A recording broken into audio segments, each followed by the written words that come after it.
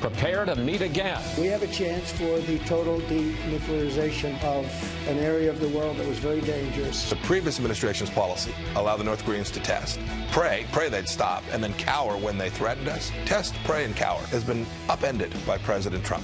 Speaker Nancy Pelosi will introduce a motion on Tuesday to overturn the president's emergency declaration. Anyone surprised that Nancy Pelosi doesn't support border security right now? National emergency legislation from 1976 gives wide latitude to the president. Congressman Adam Schiff threatening legal action if Robert Mueller's probe isn't made public. We will obviously subpoena the report. We will bring Bob Mueller in to testify before Congress. We will take it to court if necessary. For Best Picture. And the Oscar goes to Green Book.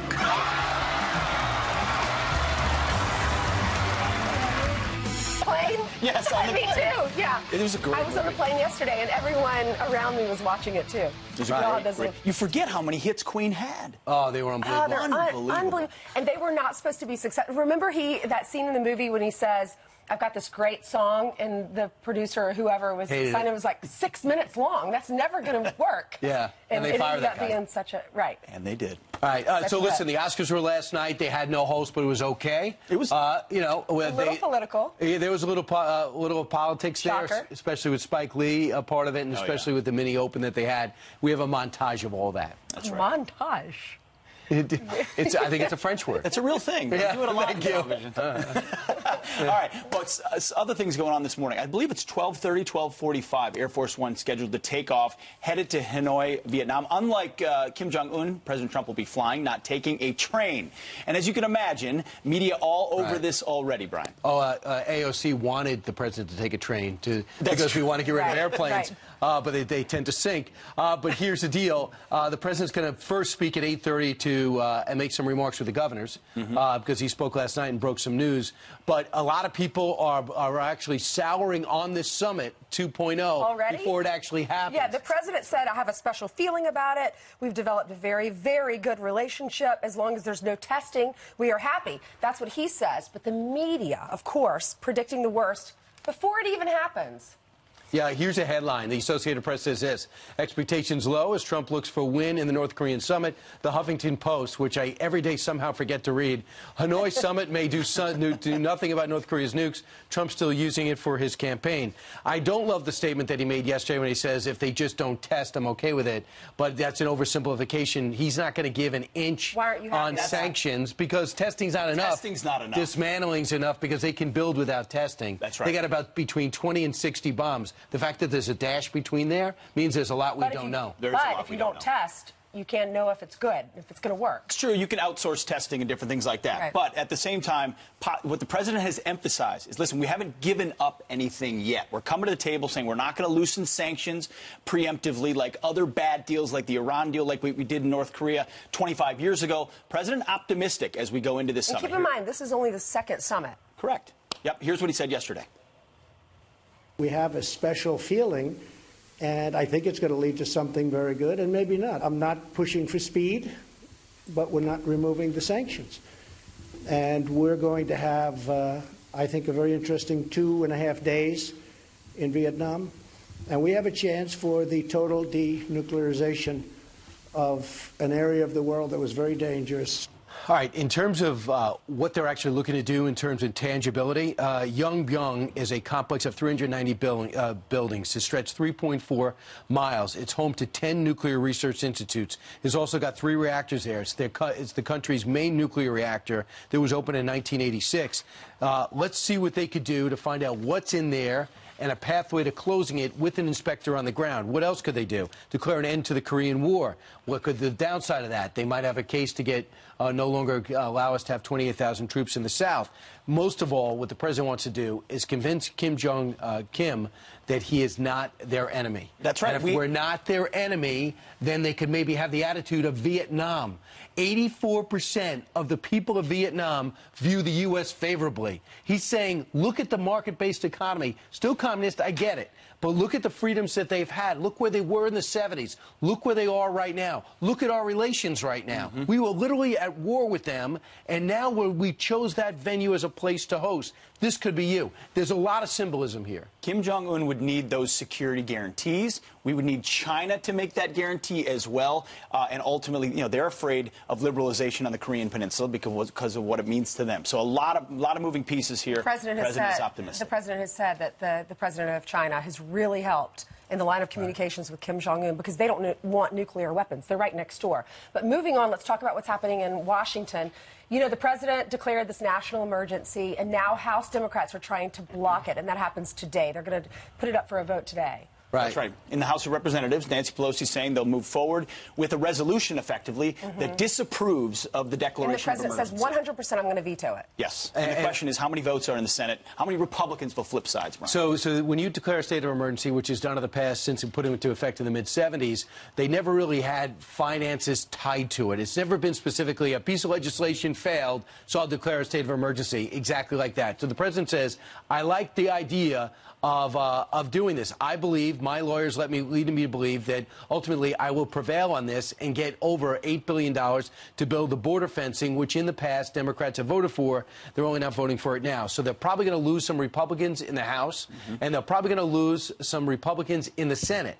But they're not going to lose 20, which would override any veto. That's right. So the president, this is effectively dead in the water. It's a measure the Democrats want to make because they don't like this declaration of an emergency, but they know when the president vetoes it, which he says he will do 100%, they can't override that veto. So this is going to go to the courts, as the president predicted. Remember, Ninth Circuit stayed, all of that, and then ultimately Supreme Court may decide whether this is viable or not. All right, so let's talk about how this is being handled. We also know this, that is it 58 former national security officials have decided to sign a petition in a statement on Monday saying that there is no factual basis for President Trump's proclamation of a state of emergency. Did that shock you, though? I mean, I know, look at the list. There are some Republicans on there. There are James Clapper, Susan Rice, Madeleine Albright, Chuck Hagel.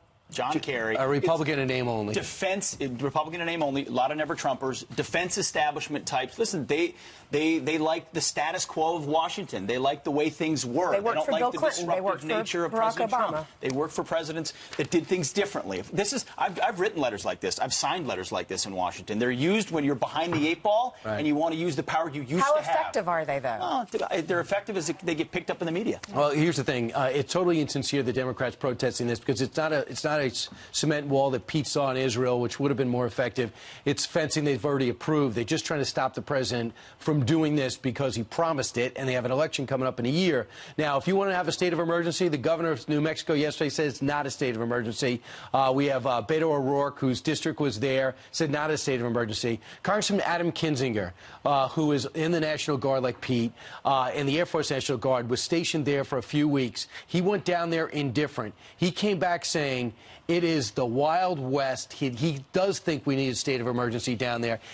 We're seeing the video now. We did a feature on him. He's going to come back and tell us what he saw. He said a lot of the tactics were very similar to the military tactics they used to evade him that they use in Iraq and Afghanistan. Yeah, the cartels are effectively using tactics to invade a sovereign country, and they're doing it very effectively and very lethally in many cases. Right. I guess we don't have time to do Governor Inslee, but there's a big story. What Democrats say is when you declare a state of emergency, if you're going to make this work up to the Supreme Court, Mr. President, when we get a Democrat in there, we're going to do something like climate change. We're going to make that a state of emergency. And Governor Inslee of Washington, who's going to run for president, said, he's already looking to do that. This was in an interview. He said, we're going to sue to stop. We did sue to stop the Muslim ban, and we do not have a national security emergency. He says the real emergency are forest fires, and his wall is a colossal mistake, he says. They've also threatened to do the same thing with guns. Yeah. From climate change to guns. Well, no, they'll try. I mean, look at the slate of candidates running in 2020. It's a pretty extreme group, so we'll see. All right, 9 minutes after the hour. Jillian Milley, not extreme. Never. Good morning. Let's get you caught up on some of your news that we're following, starting with this. Vice President Mike Pence is on his way to Colombia. Today, he will meet with Venezuela's opposition leader, Juan Guaido, over the country's humanitarian crisis. Secretary of State Mike Pompeo says all options are on the table as disputed President Nicolas Maduro blocks U.S. aid. We're very hopeful in the days and weeks and months ahead, the Maduro regime will understand that the Venezuelan people have made its days numbered. At least 2 people have been killed in protests at the border. At least 2 bodies have been recovered from the wreckage of a Texas cargo plane crash. All 3 people on board are believed to have died. Airline officials have identified one of the victims as Captain Sean Archuleta. Names of the others have not yet been released. The Atlas Airjet was carrying cargo for Amazon. The plane dove nose first into a muddy bay near Houston. Crash investigators say that has made finding the black boxes difficult. Disgraced music star R. Kelly could walk free on $1 million bond today.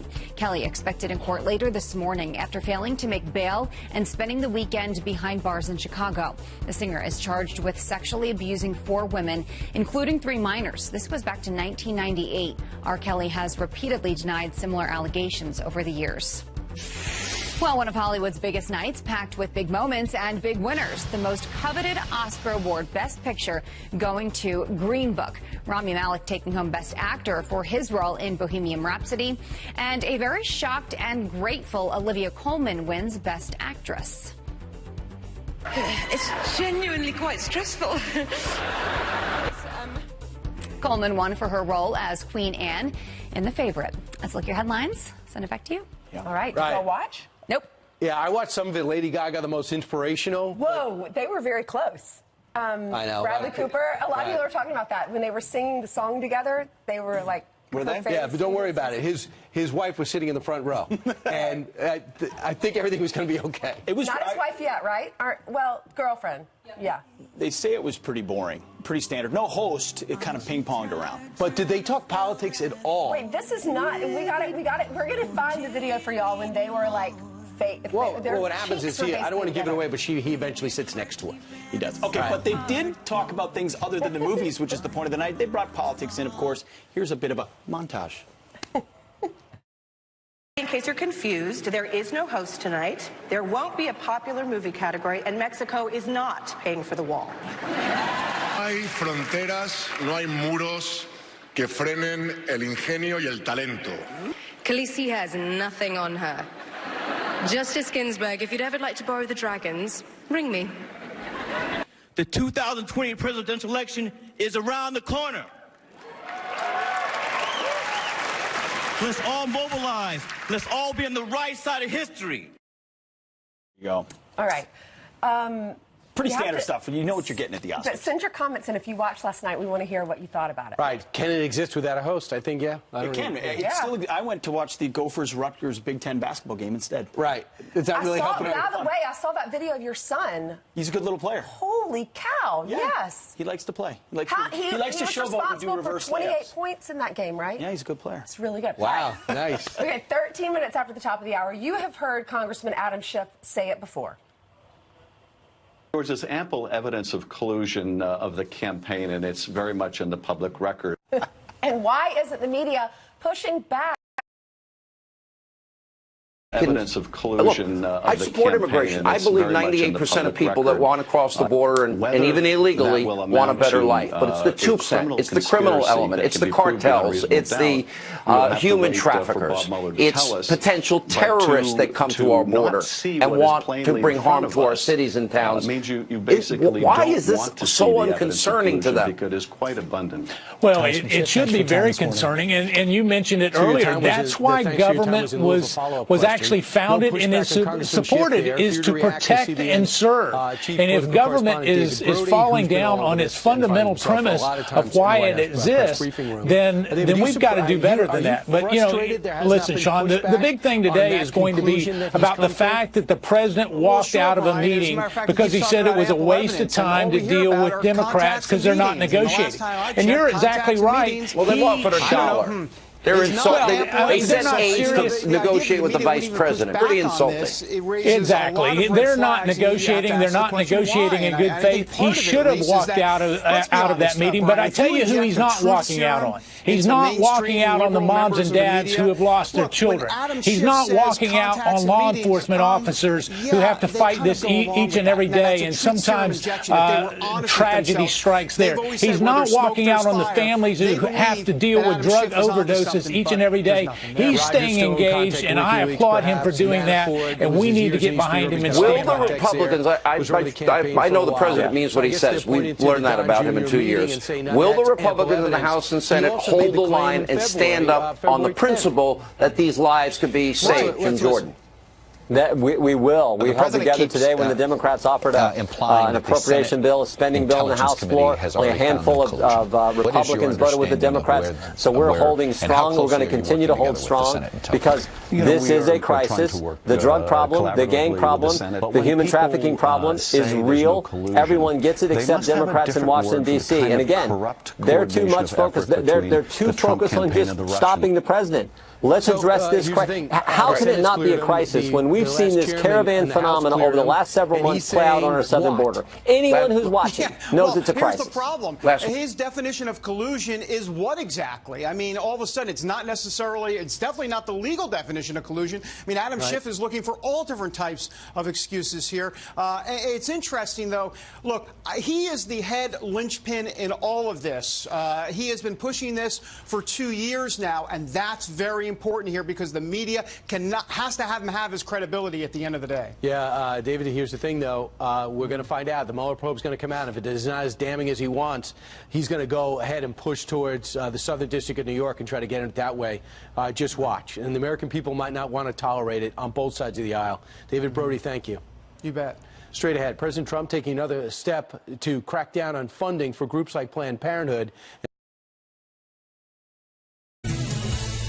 Hey, some headlines right now. So let's start in Arizona. Arizona's expanding exemptions for mandatory vaccines. You got a state committee advancing a bill that would add a religious belief exemption for children. It would also make it easier for parents not to vaccinate their children by doing away with official forms. Critics warn it could make Arizona vulnerable to the measles outbreak, which is spreading in the Pacific Northwest. And homeless people in Washington state could soon get free ID cards. Lawmakers considering the project, which would cost taxpayers almost $500,000 over the next 2 years. Supporters say the plan will help people get the large homeless population off the street. Yes, IDs, not food or shelter. Ainsley. Thank you, Brian. Another crackdown on Planned Parenthood. The Trump administration announced on Friday that it's going to bar groups that receive federal funds from making abortion referrals. A move that could divert millions from pro-choice groups like Planned Parenthood to religious ones. And now Governor Kristi Noem is trying to do the same thing in South Dakota. She joins us now with her reaction. Governor, thank you very much for being here this morning. We reached out to Planned Parenthood. They have not given us a statement on this, but we want your take on what's being done at the federal level, and you're trying to do something very similar in South Dakota. Explain.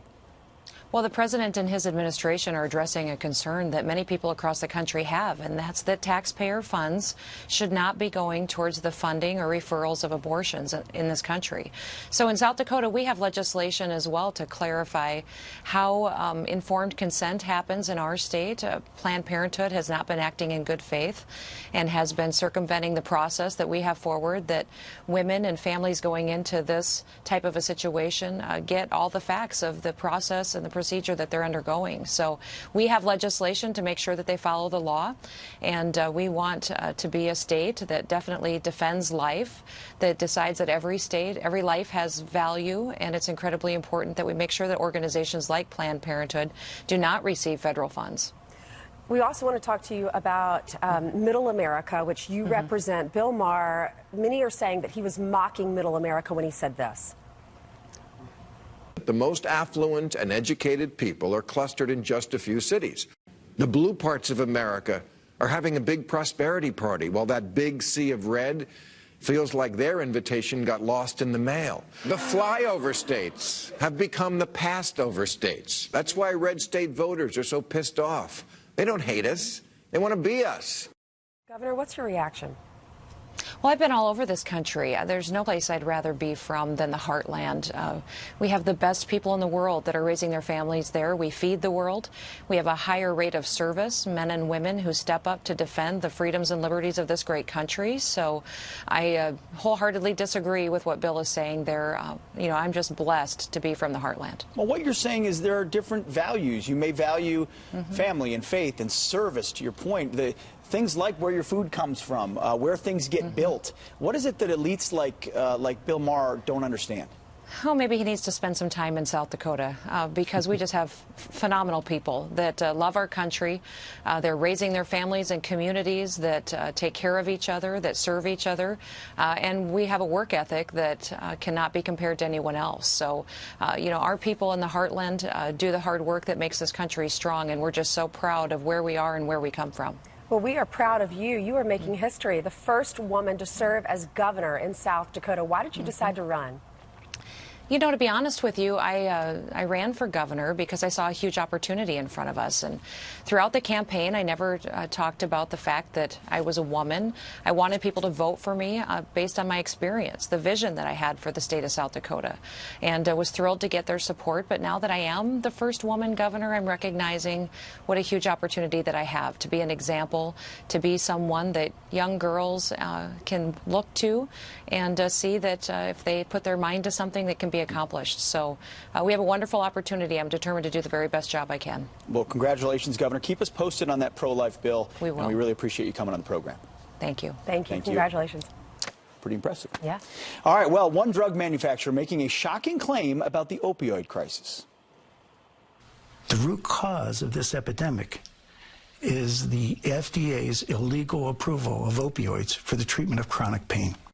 How he claims the FDA opened the floodgates, coming up next. And President Trump set to leave for Vietnam in just a few hours for his second summit with Kim Jong-un. Ed Henry is already in Hanoi. Ed? Ainsley, good to see you. You know, some in the mainstream media seem to be rooting for failure here in Hanoi, saying that basically the president could be headed for a nightmare scenario. What if he defies the odds and actually wins again? Could he get a Nobel Peace Prize? We'll preview the big summit coming up.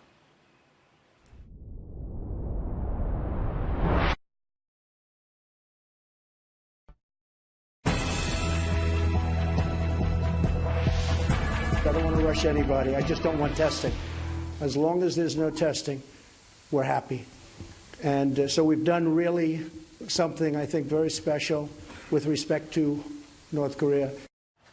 Well, there you go. The President of the United States yesterday addressing the governors in a talks. I guess it was a dress-up dinner party night that the First Lady put together. Yes, it almost looked like it was in a cave, though. Right. A little dark. But the president, lighting, right? The president's got, you know, he's been in constant contact with Kim Jong-un since their last summit and leading up to the summit, and he feels positive that their personal relationship could provide a breakthrough. That's right. Summit 2.0, and Ed Henry, Fox News chief national correspondent, is live in Hanoi. The president should be there at some point today, and he's going to be meeting with Kim Jong-un on Tuesday and Wednesday. What can we expect, Ed? Well, look, the president wants to put some meat on the bones. I mean, he had a success in Singapore. That's 1.0, if you will, the first round in all of this back last June.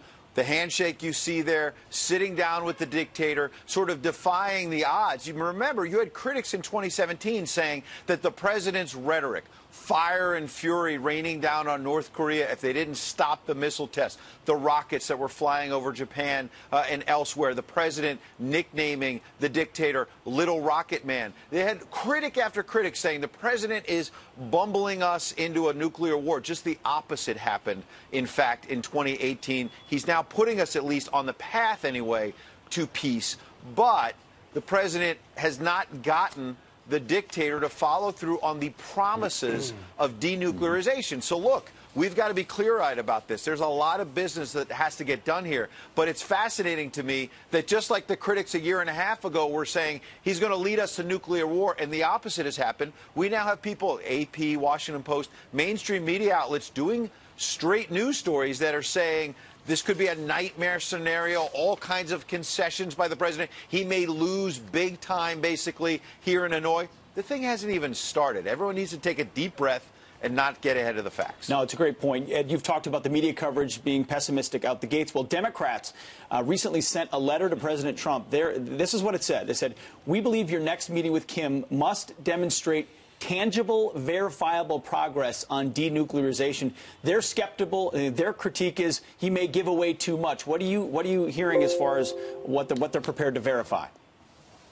You know, what's really important is the letter that those same Senate Democrats sent to Barack Obama when he was, oh, wait, actually, I don't think they ever sent a letter like that. So you had 8 years of the Obama administration that I covered in which North Korea moved closer and closer to having this miniature nuclear weapon that could fit inside a missile. That was a threshold they crossed in 2017, right after Barack Obama left office, that led President Trump to talk about fire and fury, because the North Koreans had made so much progress during the Obama years, and even go before that, the Bush years, the Clinton years.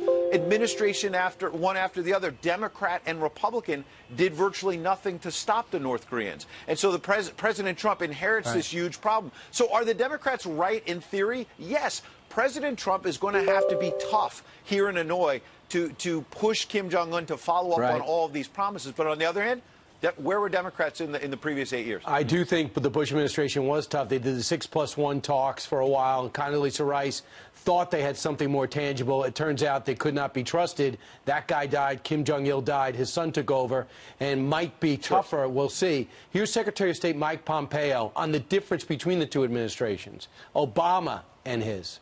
And cower has been upended by President Trump. We've put real economic pressure on the North Koreans. We've built out a global coalition. One of the critiques is that we go it alone. We've built out the world's coalition to communicate to Chairman Kim that now is the time, now is the moment, and I hope we'll make real progress on that this week. So, you know, see it. He has no problem calling out the previous strategic patience did not work, and President Obama basically admitted that when he handed off the White House to President Trump, right? Right. And what did Secretary of State Pompeo say? Pray and cower, that was what the Obama administration was doing. So what needs to happen here? You're right. There needs to be tough steps in terms of pushing North Korea to denuclearization, but also where President Trump gets credit is the tough economic sanctions that have pushed North Korea to the table, pushed their economy to the brink. The key here is to not get tricked by North Korea and start easing those economic sanctions, which they desperately want to see, by, maybe Kim Jong-un saying, well, I'm going to take some tiny itty-bitty steps towards denuclearization. No. The president has said previously, before Hanoi, that, in fact, there needs to be a move towards full denuclearization before the boot comes off the throat. And he's going to have to stick to that. All right. Ed Henry, thank you very much. All right, Ed on the ground for us. All right, 23 minutes down before the top of the hour. Jillian Milley also on the ground for us. And that's right. Good morning to you. Good Monday morning. Let's get you caught up starting with this. Virginia's lieutenant governor facing sexual assault allegations compares calls for his resignation to lynchings. Listen to this. If we go backwards and we rush to judgment and we allow for political lynchings without any due process, any facts, any evidence being heard, then I think we do a disservice to this very body in which we all serve. 2 women have accused Justin Fairfax of sexual assault. He denies the allegations. Top Democrats were quick to rush to judgment after Jussie Smollett allegedly faked a hate crime. DNC Chair Tom Perez defending those who called the actor's since disputed claim a, quote, modern-day lynching on Fox News Sunday. We acted on the facts as we knew at the time. And here are the facts that we know today. Hate crimes are on the rise. Smollett is charged with filing a false police report in Chicago. He maintains his innocence. A drug manufacturer calls out the FDA, saying the agency opened the floodgates for the opioid crisis. The root cause of this epidemic is the FDA's illegal approval of opioids for the treatment of chronic pain. Ed Thompson says the top-selling opioid, OxyContin, was only ever meant for short-term pain, but the FDA expanded its use to anyone with a chronic illness. More than 47,000 people died from an opioid overdose in 2017. An athletic dog wows the crowd at a football stadium, showing off its wide retriever skills. This is Yuri chasing down a Frisbee 83 yards and catching it in the air. It was part of the halftime show at an Orlando Apollos game in the new Alliance of American Football. The team said it was a new world record Frisbee catch. It's a pretty talented dog. And by the way, I hear the Orlando Apollo are the class of that league. They're the best team. Steve Spurrier coaches them. Oh, really? I haven't watched the game yet, but I want to. How cute is that dog? I love him. Very good shape. Yes. Very fast. Yes. All right. Thank you very much, Jillian. Very good shape. Meanwhile, you don't talk about else is good shape, Janice Dean. Hi. Did you say I was in good shape? Yeah. Janice, you gave me an early copy of your book. Read it yesterday on the plane. I'm not finished with it yet. Okay. But it's so good. Oh, Learning so much about you. Oh, that's a good endorsement. That's coming up next Tuesday, by the way. Okay. Mostly Sunny will be in stores. Yeah. Thank you, Ainsley. Oh, my gosh. And Brian saying I was in good shape. I don't know what I deserve that for, but I will take it. Let's take a look at the maps real quick. It is... Look at this. This is incredible. Look at all the wind reports that we have received over the last 48 hours. The big story is the wind, although we did have tornado reports across Mississippi, Alabama, parts of Georgia.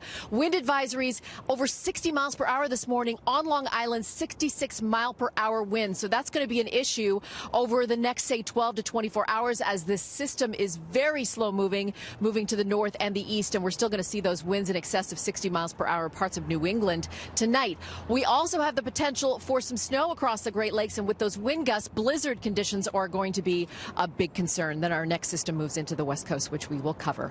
All right, back inside, Pete, Ainsley, and my hero, Brian. Oh, thank you. Wait, he's your hero? Right. Yeah, because he complimented her. Yeah. Next hour, it's up to you. It's up to me. But it's all sincere. She's a great person. Speaking of great person, it's hard for me to read the T's. I'm going to get to that great person. A big show ahead. You got Newt Gingrich, who's great. Donald Trump Jr., who's great. Rachel Campos Duffy, who's great. They're all here live. Plus, pick your favorite, Brian. No, you don't have to. Plus, hundreds of billions of dollars to pay for the Green New Deal. Kamala Harris says, who cares? It's not about a cost. It's about an investment. Of course we can afford it. One man's cost is... I don't want to rush anybody. I just don't want testing. As long as there's no testing, we're happy. And so we've done really something, I think, very special with respect to North Korea. Well, there you go. The President of the United States yesterday addressing the governors in a talks. I guess it was a dress-up dinner party night that the First Lady put together. Yes, it almost looked like it was in a cave, though. Right. A little dark. But the President... lighting, right? The President's got, he's been in constant contact with Kim Jong-un since their last summit and leading up to the summit. And he feels positive that their personal relationship could provide a breakthrough. That's right. Summit 2.0. And Ed Henry, Fox News chief national correspondent, is live in Hanoi. The president should be there at some point today, and he's going to be meeting with Kim Jong-un on Tuesday and Wednesday. What can we expect, Ed? Well, look, the president wants to put some meat on the bones. I mean, he had a success in Singapore. That's 1.0, if you will, the first round in all of this back last June.